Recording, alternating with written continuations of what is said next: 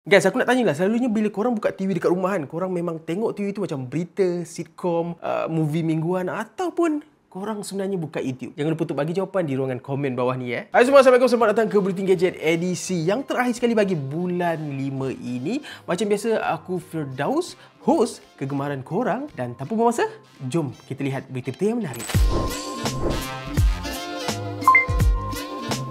Robot AI bantu jemaah haji 2025. Sekarang ni kita tahu yang musim haji untuk tahun 2025 dah makin dekat. Dan Arab Saudi baru je lancarkan robot AI versi kedua yang diberi nama sebagai Manarah Robot. And yes, ia akan berada di Masjidil Haram Mekah Al-Mukarramah. Untuk pengetahuan korang, robot ni bukan sekadar hiasan je tau. Ia boleh bagi panduan agama dalam 11 bahasa, termasuklah bahasa Melayu. Selain tu, robot ni juga ada skrin sentuh, mikrofon berkualiti tinggi, siap support 5G dan boleh connect terus ke mufti melalui panggilan video kalau korang ada soalan di luar skop robot ni. Berdasarkan apa yang korang lihat, reka bentuk dia ni gabung seni bina Islam dengan vibe moden macam tu. And dia siap ada kamera HD dan juga sistem navigasi yang pintar. And yang paling power sekali, robot ni dibangunkan dalam masa 3 bulan saja oleh syarikat tempatan di Arab Saudi. Nampaknya lah ibadah haji pada tahun ni, AI pun turun padang, betul tak?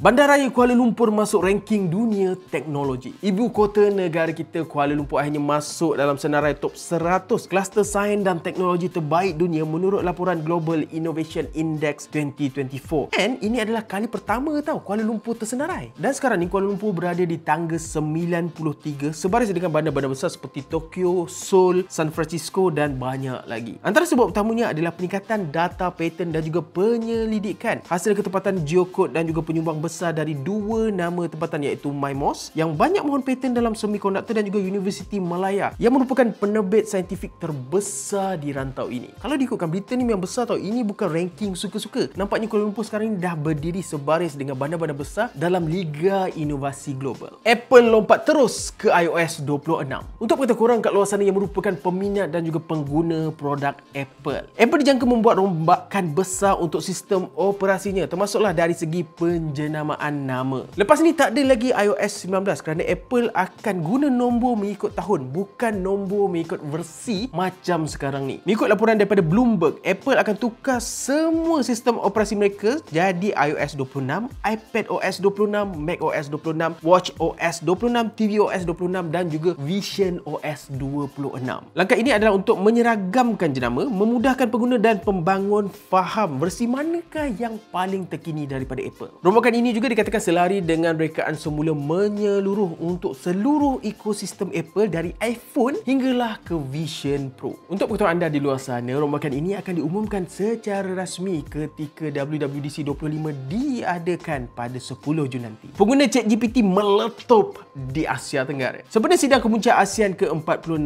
di KL, OpenAI umumkan yang penggunaan ChatGPT di Asia Tenggara naik mendadak gila sampai 3 kali ganda dalam masa setahun sahaja. Negara seperti Vietnam dan Thailand mencatatkan pertumbuhan 700%, manakala Malaysia dan Indonesia pula naik 330%. Tambah lagi, Indonesia tersenarai antara 5 negara teratas dunia yang guna ChatGPT paling kerap sekali setiap minggu. Selain itu, golongan umur 18 ke 34 tahun adalah yang paling banyak sekali guna ChatGPT sebagai alat belajar, penulisan, suntingan idea kreatif dan juga terjemahan. Ketua Strategi OpenAI kata pertumbuhan ini tunjuk keperluan segera untuk infrastruktur AI yang lebih kukuh, termasuklah pusat data dan juga computation yang berkuasa tinggi. YouTube tidak lagi relevan. Itu perkara yang tidak benar. Ramai kata YouTube makin slow sebab video pendek sekarang tengah trending. Tetapi data terbaru daripada Nielsen April 2025 tunjuk cerita yang berlawanan pula. YouTube sekarang ni adalah platform yang paling banyak sekali ditonton di televisyen. 12.4% daripada jumlah penonton televisyen dekat US sekarang ni datang dari